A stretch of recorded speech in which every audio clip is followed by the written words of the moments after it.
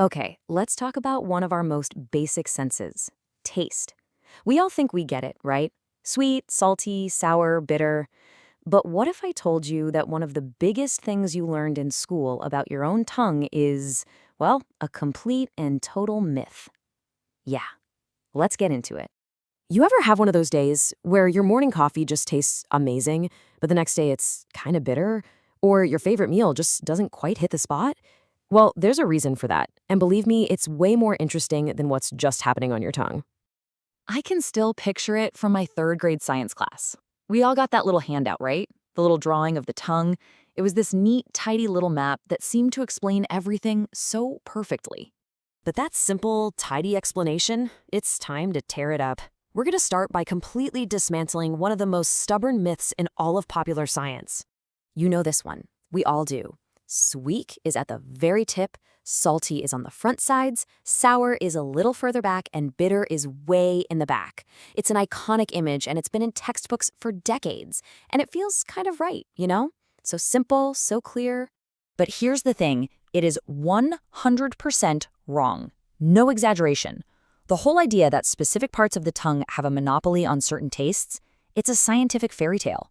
So where in the world did this massive misunderstanding even come from?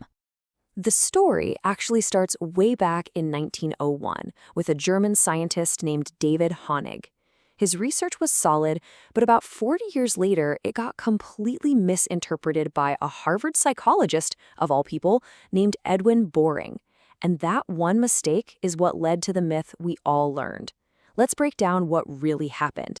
So here's what Hänig actually found. You can taste everything, everywhere on your tongue, the whole thing. The really crucial detail was that some parts of the tongue are just slightly more sensitive than others. So the tip of your tongue might pick up on sweetness a tiny bit faster, but the back of your tongue can still taste sweet just fine. It was just a small difference in degree, not a difference in ability. And here is where it all went wrong. When Edwin Boring took that data in 1942, he essentially exaggerated those tiny, subtle differences.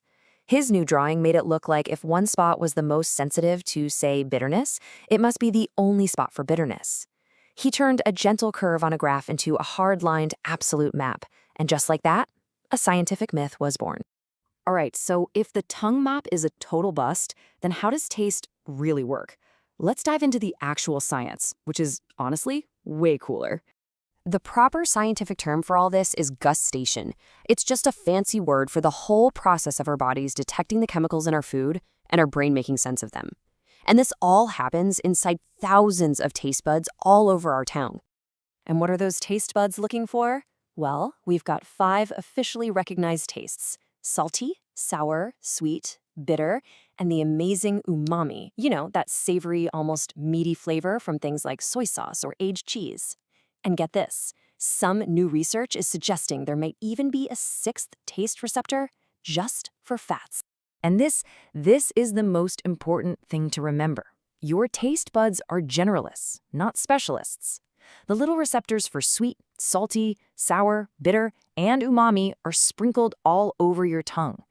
You can taste the salty chip with the very tip of your tongue just as easily as you can taste a sweet piece of candy with the very back. But hold on. If all the taste buds are everywhere, then why does my food taste different from one day to the next? Because taste isn't just about your tongue. Not even close. It is a full-body, full-mind experience. 80%. Just let that sink in for a second. Research shows that about 80% of what we think of as taste is actually coming from our sense of smell. I mean, think about it. The last time you had a bad cold and your nose was all stuffed up, everything tasted like cardboard, right? It wasn't your tongue failing you, it was your nose being offline. And it doesn't stop with smell. So many things change how you taste. Your age, for one.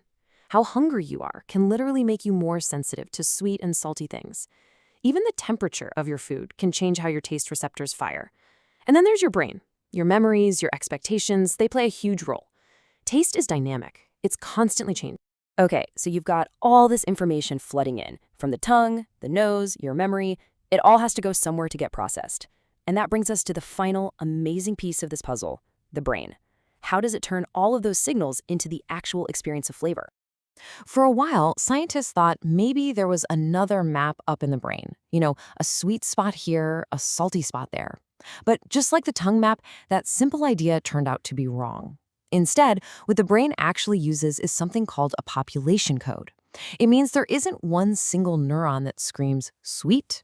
Instead, it's the unique pattern of activity across a whole network of brain cells that together creates that sensation. Think about it like this. The brain isn't reading a single letter. It's reading a whole word. As this research puts it, it's a distributed population code. It's less like a map with fixed addresses and way more like an orchestra, where the final beautiful music only happens when all the different instruments play together in a specific way. So, let's put this all together. The tongue map we all learned? It's a myth, plain and simple, born from a simple misreading of data. In reality, you can taste everything, everywhere on your tongue. And our final perception of flavor isn't just a sensation, it's a rich, complex symphony created by our tongue, our nose, our memories, and our amazing brain. And that leaves us with a really cool final thought. If our experience of flavor is so personal and so changeable, that means it's not fixed. It means we can train it, we can expand it, we can learn to appreciate new things. It really makes you wonder, doesn't it? What incredible new tastes and flavors are still out there just waiting for you to discover them.